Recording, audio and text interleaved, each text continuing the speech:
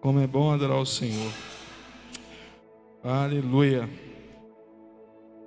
Oh, meu Pai. Irmãos, abra sua Bíblia no Evangelho de Marcos. Marcos, capítulo 7, versículo 24. Amém. Marcos, capítulo 7, versículo 24. Nós vamos ler esse texto. E nós vamos falar brevemente sobre as pontes entre Cristo e os filhos, que são as mães. Nós vamos conversar um pouquinho sobre isso. Hoje é o Dia das Mães. E desde já eu quero parabenizar as mulheres que estão aqui e as que estão em casa pelo seu dia, né? Hoje é um dia muito especial, Dias das Mães. E então que Deus abençoe sua vida por essa grande bênção, e que Deus também dê essa bênção para algumas mulheres que nós conhecemos que estão desejosas disso. Amém? Marcos capítulo 7, a partir do verso 24.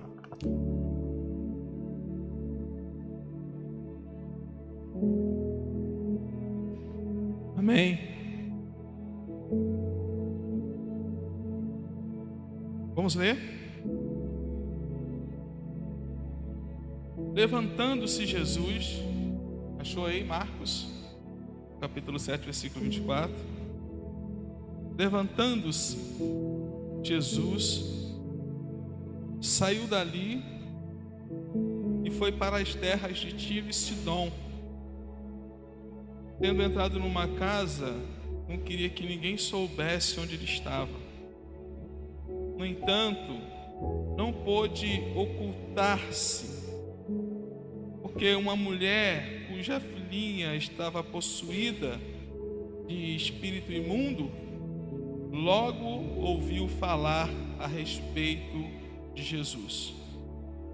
Ela veio e se ajoelhou aos pés dele, a fim de buscá-lo. Essa mulher era estrangeira, de origem Sírio-Fenícia, e pedia a Jesus que expulsasse o demônio da sua filha.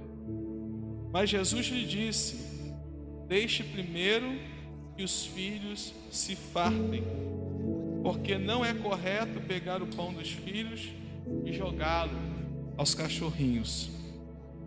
A mulher respondeu a ele: Senhor, os cachorrinhos debaixo da mesa comem das migalhas das crianças. Então Jesus disse à mulher: por causa desta palavra, você pode ir. O demônio já saiu da sua filha. Quando a mulher voltou para casa, achou a menina sobre a cama, pois o demônio tinha saído dela. Pai, no nome de Jesus, eu quero pedir graça para falar da tua palavra. O Senhor possa alcançar os nossos corações e que o propósito para o qual ela foi lançada seja alcançado com louvor através do teu Espírito Santo, em nome de Jesus. Amém? Meus irmãos, como hoje é o Dia das Mães, eu gostaria de pensar sobre um texto que faz referência a uma mãe. Na Bíblia nós temos várias experiências de Jesus com mães e outras experiências entre Deus e mães, mas eu gostaria de pensar especialmente no texto apresentado por Marcos, capítulo 7, a partir do versículo 24. E apesar de estarmos falando no Dia das Mães e sobre mães, eu acredito que há lições para todos nós, e lições importantes aqui nesse texto. Sem dúvida, uma das mais belas histórias que a Bíblia narra, na minha opinião ou no meu ponto de vista, é essa que envolve Jesus, uma mãe e sua filha, que no contexto do texto que acabamos de ler está terrivelmente endemoniada ou atormentada. Essa história, que aparentemente é uma história triste, né, por conta de algumas situações, ela tem uma beleza muito interessante, né? Porque ela fala sobre alguém que está entre Jesus, que é o Salvador, e a menina, que representa, por assim dizer, o sofrimento. Porque Jesus é Salvador e a menina está sofrendo por influências malignas, ok? Mas entre Jesus e essa menina há uma mulher que a Bíblia chama de certa mulher. E na verdade não é uma mulher qualquer mesmo. E acima de tudo é uma mãe que vai representar uma ponte entre a solução e o tormento, entre o Salvador e o sofrimento. Eu gostaria de pensar um pouco sobre esse texto, porque esse texto representa muitas histórias em nossos dias. São representações, de fato, de mães que são ponte entre os seus filhos e o próprio Deus. E na verdade, eu penso que mãe é a ponte entre Cristo e os seus filhos, de fato. Porque nenhuma criança nasce já com fé, nenhuma criança nasce já crendo. Alguém pode dizer: eu nasci num lar cristão. E qual é o grande benefício de você nascer no lar cristão? É de que a sua mãe ou o seu pai estará fazendo o elo entre você e Cristo. Porque aquele que não nasce no lar cristão nasce sem uma referência de quem é Cristo, por assim dizer. Entende? Então a mãe é uma ponte entre Cristo e os seus filhos. Eu gostaria de pensar justamente sobre isso. Há algumas lições nesse texto que podemos observar no encontro entre Jesus e uma mãe, e essa mãe em especial. O texto que lemos nos mostra Jesus entrando na Galileia, né? E ele está indo em direção, intencionalmente, a um território gentil depois disso.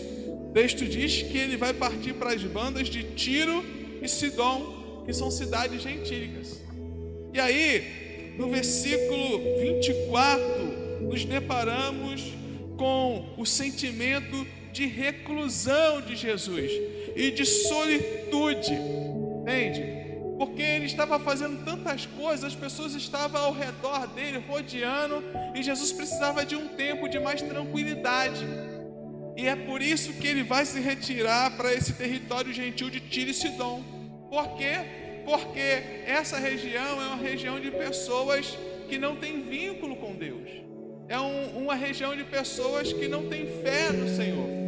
É uma região de pessoas que não têm interesse nele. E talvez Jesus pensasse: eu vou para esse lugar porque esse lugar não haverá multidão me apertando, eu vou poder entrar na casa de alguém conhecido lá e descansar. Então nós nos deparamos com esse sentimento de solitude e de sossego que Jesus buscava. Jesus queria ocultar-se. O texto fala sobre isso. Ele entrou, versículo 24, numa casa porque ele não queria que ninguém soubesse onde ele estava, porque ele queria descansar.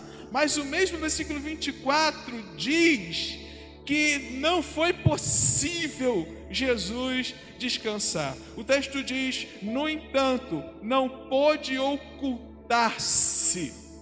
Ele não pôde ocultar-se, segundo o texto, porque uma mulher de origem sírio-fenícia vai encarar o que for para o bem de sua filha. E com isso, ela vai se aproximar do Senhor. Vamos ler o texto.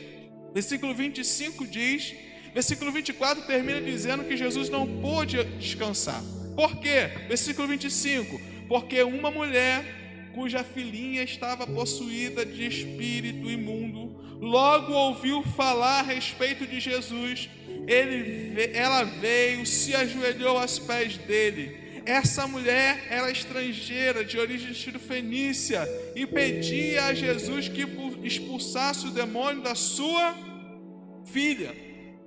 Então, Jesus está pensando em descansar numa região que aparentemente ninguém vai procurar ele, mas uma mulher, segundo o texto, ouve a respeito de Jesus e toma uma decisão de incomodar o mestre. Por quê? Porque ela tem uma demanda. Qual é a demanda? A sua filha está terrivelmente endemoniada. Olha o que uma mãe faz para mudar a história, mudar o contexto, mudar a situação do filho. Ela se desloca, ela se movimenta, ela tem uma atitude. E aí, depois de ela chegar até onde Jesus está, o texto mostra para nós que a resposta de Jesus para ela talvez não fosse a resposta que ela gostaria de ouvir. A resposta de Jesus no versículo 27 não é de se estranhar, apesar de ser uma resposta dura. Ele diz o seguinte: deixe primeiro que os filhos se fartem, porque não é correto pegar o pão dos filhos e jogá-lo aos cachorrinhos.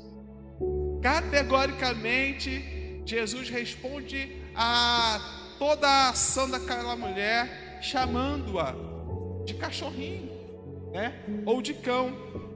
E a resposta de Jesus não é de se estranhar quando compreendemos a separação étnica entre um judeu e um gentil. O judeu representa uma nação específica, os hebreus, Israel, o povo de Deus. E os gentios representam várias nações que não têm vínculo com Deus. Ele está dizendo: eu vim para os judeus. Então, era comum um judeu se referir a um gentil com essa expressão de cão, ou com a expressão de impuro. Para o judeu, o gentil não tinha valor algum. E Jesus é judeu, Jesus é um hebreu, Jesus é um israelita. E a conotação social do que está acontecendo nesse contexto, para o hebreu, é essa mesmo. Por isso que Jesus responde dessa forma.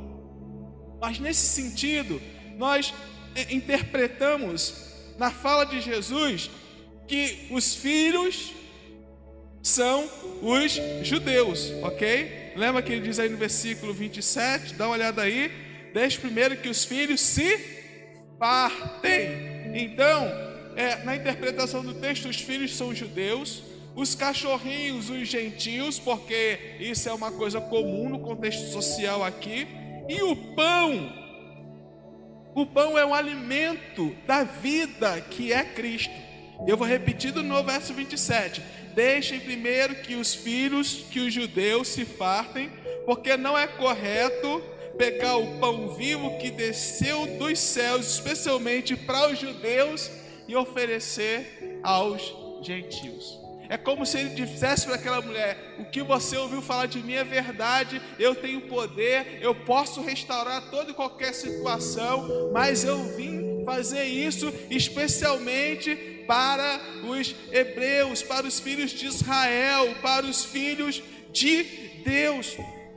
Então, lembre-se, irmãos, que desde o pacto com Abraão estava claro que a salvação estaria disponível para a descendência de Abraão, mas o texto de Gênesis diz que em Abraão todas as nações da terra seriam abençoadas. Então, embora a ideia inicial tenha sido alimentar os judeus primeiro e depois os gentios, porque João no capítulo 1, versículo 11, Jesus fala que veio para os seus, ok? E aí a gente sabe a sequência do texto, mas os seus não o receberam, então todos que o receberam junto de ele se tornaram filhos de Deus. Então, nesse sentido, para Jesus, apesar de ser um judeu, a prioridade, ela nunca foi exclusividade. E eu vou explicar isso. Ele está argumentando com a mulher que é gentil, que não tem aliança com Deus aparentemente. Essa mulher vai buscar do Senhor. Ele fala aquilo que é uma realidade para o seu contexto social.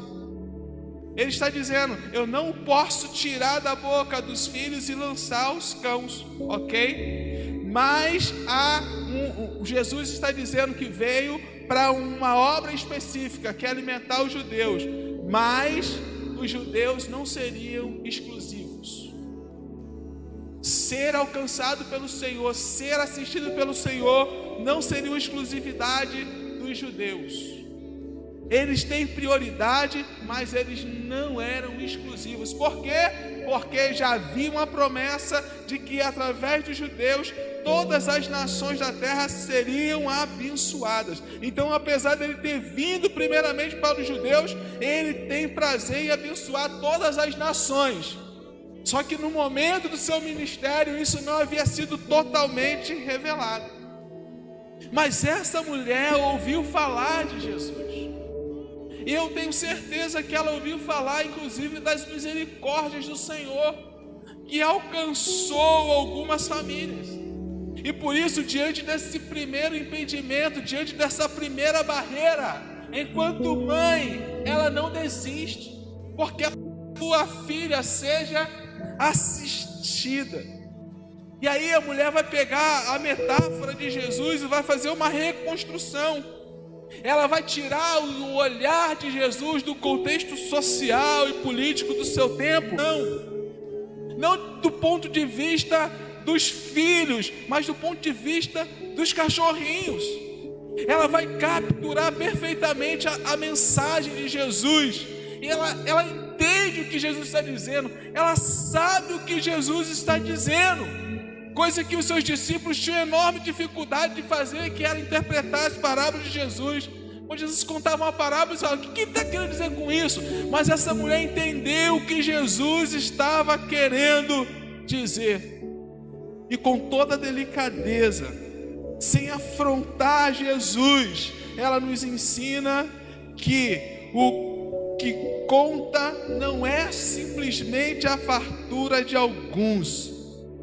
Os filhos de Abraão, os cristãos, eles serão abençoados, mas Jesus veio para todos. Ela sabia disso. Ela sabia que Jesus tem um privilégio com os hebreus nesse contexto, mas ela sabia que Jesus não ia dispensar aquela mulher de mãos vazias. E então, no versículo 28, ela diz para Jesus, com muita humildade: Senhor, os cachorrinhos debaixo da mesa também comem das migalhas das crianças. Os cachorrinhos debaixo da mesa também comem das migalhas da criança. Ela está dizendo: é possível que o Senhor liberte minha filha, mesmo eu sabendo que os judeus aqui são filhos. O entendimento que essa mãe teve de Jesus e do Evangelho promoveu a liberação da cura, porque no versículo 29 Jesus diz à mulher: por causa dessa sua palavra. A palavra de Deus tem poder, não é, irmãos? Mas compreender a palavra também tem poder. Compreender o Evangelho também tem poder. Ela está dizendo: não é por mérito, eu não mereço, eu sei que eu faço parte de um outro grupo para vocês. Mas eu sei acima de tudo que o Senhor é bondoso, que o Senhor alimenta os pequeninos também. E Jesus falou, é desse jeito, por causa desse entendimento, por causa da sua palavra, por causa da fé que foi gerada através daquilo que você ouviu, você pode ir, está no versículo 29. Porque aquilo que atormentava a sua filha já saiu. Aquilo que perturbava a sua família caiu por terra. Aquilo que perturbava a sua filha não vai perturbar mais. E o versículo 30 diz que quando aquela mulher voltou para casa, a menina estava sobre a cama, liberta, porque o demônio havia saído da vida dela, irmão. Entende? O demônio havia saído da vida dela, enquanto os hebreus exigiam, porque são filhos, porque são descendentes de Abraão, cheios de arrogância, envoltos no Cristo, sem receber nada dele. Uma mulher que para aquela sociedade não tinha vínculo com Deus, creu naquilo que ela ouviu do Senhor e se colocou diante dele, apesar de quem era, e fez uma confissão de fé maravilhosa. Não é por causa de nós, Senhor, mas é porque Tu é bom, porque Tu é misericordioso. Olha, meu irmão, que maravilha. Olha o que Deus fez na vida da filha por causa da mãe. Olha a que ponto a mãe pode chegar para ver o filho liberto. Olha a que ponto que a mãe pode chegar para ver o filho curado, restaurado e abençoado. Ela se arriscou, ela se expôs, se humilhou e foi humilhada. Foi chamada de cachorrinho diante de todo mundo que estava ali. Sabe por que essa mulher fez isso tudo?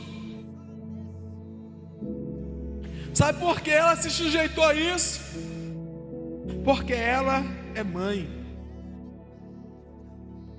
Porque ela ama.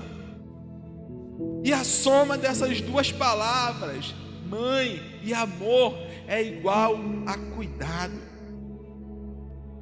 A mãe ama, a mãe cuida excessivamente, a mãe faz de tudo para que o seu filho seja livre daquilo que o perturba, irmãos.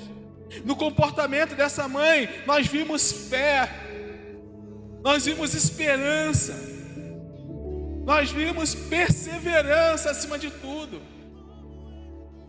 Fé e esperança, porque o que ela ouviu do Senhor fez com que ela saísse do seu lugar e fosse até o lugar certo, que é aos pés de Jesus.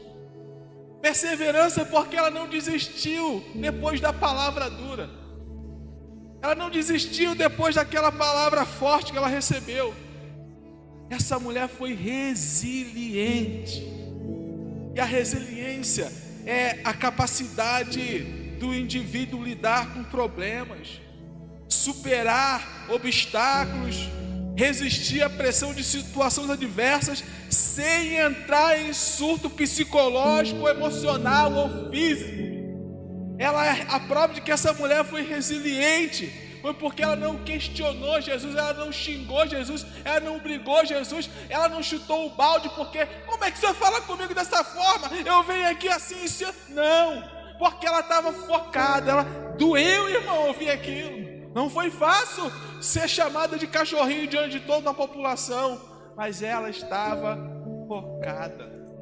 Ela tinha um objetivo. Ela precisava que a filha dela fosse assistida. Sabe, eu estive pensando essa tarde sobre esse texto e sobre mães. Quantas mães que passam pela mesma situação, uma situação parecida, diante de um traficante, por exemplo, que ameaça o seu filho de morte. Elas encarnam uma coragem que a gente não sabe de onde, e vão de madrugada numa boca de fumo e fala: eu quero meu filho, eu quero que você largue meu filho, eu vim te buscar, meu filho. Mães que enfrentam situações terríveis para arrancar os seus filhos do laço do passarinheiro. É algo equiparado àquilo que essa mulher está fazendo. Quem faz isso, irmãos? Só as mães. E elas são resilientes. Ah, meu irmão, mãe é sinônimo de resiliência. E é verdade que todas essas atitudes são louváveis, mas o diferencial dessa mãe foi essa fé bem firmada em Cristo, mesmo sendo uma gentil. O versículo 25 diz isso, que ela ouviu falar a respeito de Jesus, né? Não sei quanto tempo que a filha dela estava naquela situação. Não sei quanto tempo que a filha dela estava sofrendo. Não sei quantas investidas que aquela mãe já teve com a sua filha. E eu me lembro que há um tempo atrás aqui em Catalão, olha que lindo, irmãos, uma mãe extremamente católica estava com a filha em casa, no estado de síndrome do pânico, depressiva, já tentando contra a própria vida. E ela foi, conversou com um amigo em comum do pastor Marcelo, já contei isso aqui. E esse amigo falou: pastor, ela pediu para um pastor ir lá orar, né? Ela não aguenta mais. E quando eu cheguei lá, quando eu digo que ela era extremamente católica, eu digo por conta do contexto, por conta da casa. É uma casa de alguém que é devota, né? Com muitas imagens, com muitas coisas nesse sentido, com altares, enfim. Mas eu achei interessante que ela chamou um pastor para ir orar pela filha dela, né? E ela falou: eu faço de tudo pela minha filha. Já chamei o padre aqui, mas não resolveu. Eu continuo na minha fé, mas eu não tem jeito. E é muito provável, irmãos, que se o Senhor não resolvesse com a ida de um servo dele lá, ela ia fazer outras coisas. Mas graças a Deus que Deus interviu. Mas eu quero fazer menção a essa experiência que eu presenciei, porque quando a mãe quer resolver a situação do filho, ela faz de tudo. Essa mulher estava com a fé bem firmada, ela ouviu acerca de Jesus e ela não vai até Jesus de qualquer forma. O verso 25 ainda no final diz que ela vai até ele, ela se ajoelha aos pés dele. Entende? Olha que coisa linda. Uma mãe pode fazer de um tudo para o seu filho, mas se ela não for a ponte entre o filho e Jesus, assim como essa mulher foi entre a sua filha e o Cristo, é provável que todo o esforço terá sido em vão. Eu vou repetir isso. Uma mãe pode fazer de um tudo para seu filho, mas se ela não for se ela não for a ponte entre o seu filho e Jesus, assim como essa mulher foi a ponte entre sua filha e Cristo, é provável que todo o seu esforço e investimento terá sido em vão. Então, nesse sentido, eu quero acrescentar essa frase: os pais também. Eu não sei o que está acontecendo na sua casa, não sei o que tem acontecido com seu filho. Você que é pai, você que é mãe, que está me ouvindo, e é muito provável que você esteja investindo nele para ajudá-lo na demanda que ele tem. Continue fazendo isso, mas seja a ponte, seja o elo entre seu filho e Cristo. Fale com Jesus e fale sobre o seu filho para Jesus, e que nada te faça parar, ou te faça desistir. Sejamos, com base naquilo que a gente tem falado aqui, um resiliente espiritual, porque se a gente fizer isso, nós iremos ver no nosso filho ou nos nossos filhos o resultado da nossa busca ao Senhor. O texto começa de um modo dramático, uma mãe sendo humilhada porque ela quer a libertação da sua filha, mas termina com Jesus liberando aquilo que ela buscou acerca da sua filha. Então, eu fiz questão de conversar com os irmãos sobre esse texto, porque hoje é o Dia das Mães, e essa mãe representa muito bem as mães dos nossos dias. Mães que têm sido ponte, mães que têm se esforçado para levar o seu filho ao conhecimento do Senhor, mas mães que têm sido esforçadas também para que o Senhor intervenha na realidade dos seus filhos. Eu concluo fazendo menção de uma parte do Salmo 127, o primeiro versículo diz que os filhos são herança do Senhor, e o fruto do ventre, o seu galardão ou a sua recompensa. Que enquanto pais, sejamos a ponte que leva os nossos filhos ao encontro de Cristo Jesus, o nosso Senhor. Porque se há uma coisa que o meu filho precisa, é de Cristo. Se há uma coisa que o seu filho precisa, que a sua filha precisa, é de Cristo. E eu e você fomos escolhidos por Deus na eternidade para sermos esse elo, para sermos essa ponte, para a glória de Deus. Eu gostaria de ter uma palavra de oração. Se você puder ficar em pé.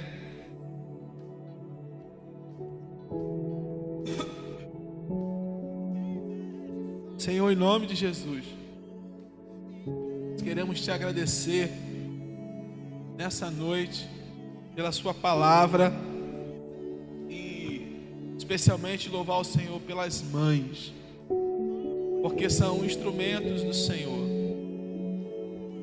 Foram, são e serão instrumentos do Senhor até a sua vinda. E nesse dia o Senhor possa ouvir o clamor de tantas mães que pedem pela cura, pela libertação, pela conversão, pela restauração dos seus filhos. Que o Senhor possa atentar à oração dessas mães, que elas possam ter respostas assim como essa mãe aqui teve, Pai, em nome de Jesus. Que a palavra do Senhor possa gerar fé no coração dessas mulheres, a fim de que, com resiliência, no combate da vida, na lida do dia a dia, elas possam romper em fé, em nome do Senhor Jesus. Amém?